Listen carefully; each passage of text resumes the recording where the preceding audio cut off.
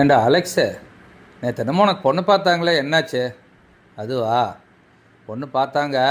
அவள் பால் கார்னோட்டில் பிறந்தவளாம். இடுப்பு பெருத்து இருக்குதான். என்னை பார்த்துட்டு அவள் பிடிக்கலன்ட்டாளப்பா. ஏன்? அது என்னம்மா இடுப்பு சிறுசாக இருக்குதான். அவன் என்னம்மா கிராத்தா வடித்தவளாம். அவள் என்ன சொல்கிறா அப்படின்னா, அடித்தா அடிதாங்க மாட்டான், வேண்டான்னு சொல்லிட்டாளாம். நான் டெய்லி கறியாத்தான் திங்கிறேன், ஒன்றும் முடியல. என்னுடைய காவல் பணியை கூட சரியாக பார்க்க முடியல. கேட்டை பார்த்துட்டு டபக்குன்னு இந்த பக்கம் திரும்பிக்கிறேன். ஒரு சில நேரம் திரும்பி கூட நான் உட்காந்துக்கிறது உண்டு. ஏன்னு கேட்டால் போகிறவன் வரவெல்லாம் பொண்ணு பார்த்தியே என்னாச்சு, பொண்ணு பார்த்தியே என்னாச்சு அப்படின்னு கேட்குறான். அதனால் கேட்டுக்கிட்ட கட்டி வச்சுக்கிறாங்க. திரும்பி உட்காந்துக்குவேன். நமக்கு என்ன போட்டு அப்படின்னு ஓடி திரும்பி உட்காந்துக்குவேன். வருஷம் பிறந்திருக்குது, 10 வருஷம் பிறந்துருச்சு.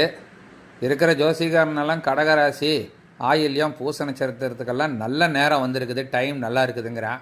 பார்க்குறது. அப்படி இல்லை அப்படின்னா ஏதோ வெளிநாட்டுக்காரியே கல்யாணம் முடிச்சிட வேண்டியது தான். உனக்கு பொண்ணு பார்த்தாங்களே, என்னாச்சு? எனக்கு என்னமோ, நான் வேறு குண்டாக இருக்கிறேன்னா, எனக்கு என்னமோ இடுப்பு பெருசாக இருக்குது, அதனால வேண்டான்ட்டாளுங்க. என்னடா வம்பா போச்சு. ஒருத்தனுக்கு இடுப்பு பெருசாக இருக்குதுன்னு கிடைக்க மாட்டேங்குது, ஒருத்தனுக்கு இடுப்பு சிறுசாக இருக்குதுன்னு கிடைக்க மாட்டேங்குது. பார்க்கலாம் நம்ம ராசி பலனில் எப்படி இருக்குதுன்னு தான் பார்ப்போம்.